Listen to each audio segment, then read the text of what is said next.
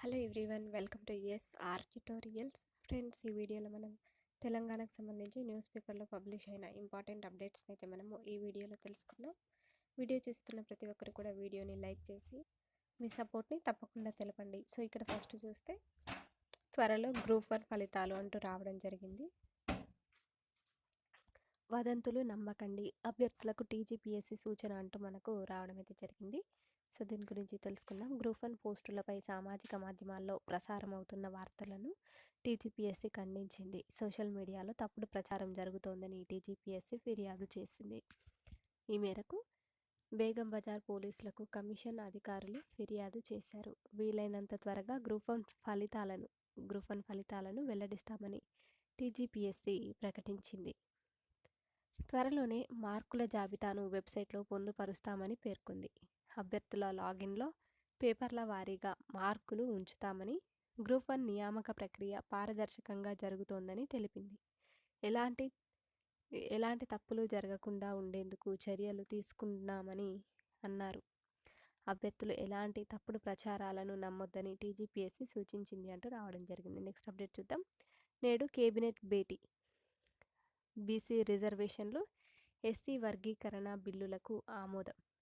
Tourism policy, కుల గణన పూర్తి నివేదికపై చర్చ అంటూ రావడం అయితే జరిగింది వెలుగు పేపర్లో.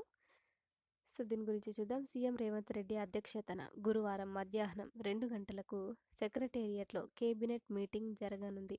స్థానిక సంస్థలతో పాటు విద్యా ఉద్యోగాల్లో బీసీలకు 42% రిజర్వేషన్లు కల్పిస్తూ తెస్తున్నటువంటి రెండు బిల్లులతో సహా ఎస్సీ వర్గీకరణ బిల్లుకు కేబినెట్ ఆమోదం తెలపనుంది. అలాగే టూరిజం పాలసీ రెండోసారి సర్వే చేపట్టిన నేపథ్యంలో కులగణన పూర్తి నివేదికపై చర్చించనుంది. అసెంబ్లీ బడ్జెట్ సమావేశాల నిర్వహణపై కేబినెట్లో నిర్ణయం తీసుకోనున్నారు అంటూ ఈ విధంగా అయితే రావడం జరిగింది. Next update. గ్రూప్ 4 ఉద్యోగులకు సమాన వేతనం ఇవ్వాలి అంటూ వచ్చింది. స్పీకర్ ప్రసాద్కు వినతి పత్రం సమర్పించిన వార్డు ఆఫీసర్లు అంటూ రావడం అయితే జరిగిందనమాట. సో దీని గురించి చూద్దాం. బుధవారం వికారాబాద్ పట్టణానికి విచ్చేసిన తెలంగాణ శాసనసభ స్పీకర్ ప్రసాద్ కుమార్కు వికారాబాద్ కౌన్సిలింగ్ వార్డ్ ఆఫీసర్లు వినతి పత్రం సమర్పించారు. గ్రూప్ 4 పరీక్షల్లో అర్హత సాధించి ఎంపికైన వార్డ్ ఆఫీసర్స్ స్పీకర్ను కలిసి వినతి పత్రం సమర్పించారు. అందరినీ డిగ్రీ విద్యార్హతతో ఒకే పరీక్షతో ఎంపిక చేసినా కూడా గ్రూప్ 4లో వేరే పోస్టులలో నియమించిన వారికన్నా కూడా తక్కువ బేసిక్ పే చెల్లించడం సరికాదని, బేసిక్ పేని వార్డు ఆఫీసర్స్ యొక్క ప్రమోషన్ ఛానల్ని సవరించాలని, అదేవిధంగా మా బాధ్యతలో పర్యవేక్షణ, తనిఖీలు, క్షేత్ర సందర్శనలు మరియు సర్వేలు క్రమం తప్పకుండా ఉంటాయి కాబట్టి ప్రయాణ భత్యం ఇవ్వాలని స్పీకర్ని వేడుకున్నారు అంటూ ఇచ్చారు. Next update. ఎస్సీ వర్గీకరణ రిపోర్టు యథాతథం. No new recommendations. ప్రభుత్వానికి అందిన అఖ్తర్ నివేదిక నేడు కేబినెట్ ముందుకు సిఫార్సులు అంటూ ఇచ్చారు. సో దీని గురించి చూద్దాం. ఎస్సీ వర్గీకరణపై కొత్తగా ఎలాంటి సిఫారసులు ఇవ్వకుండానే పాత రిపోర్టును యథాతథంగా జస్టిస్ షమీం అఖ్తర్ ప్రభుత్వానికి అందించినట్లుగా తెలిసింది. ఆయన బుధవారం తన రిపోర్టును ప్రభుత్వానికి పంపించినట్లు సమాచారం.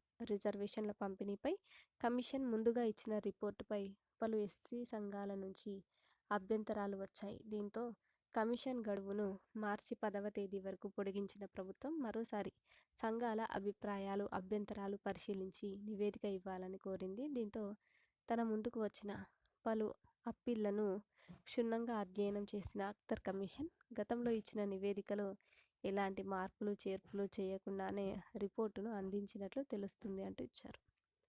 అదేవిధంగా మార్పులు చేర్పులు చేస్తే కొత్త వివాదం అంటూ కూడా ఇచ్చారు.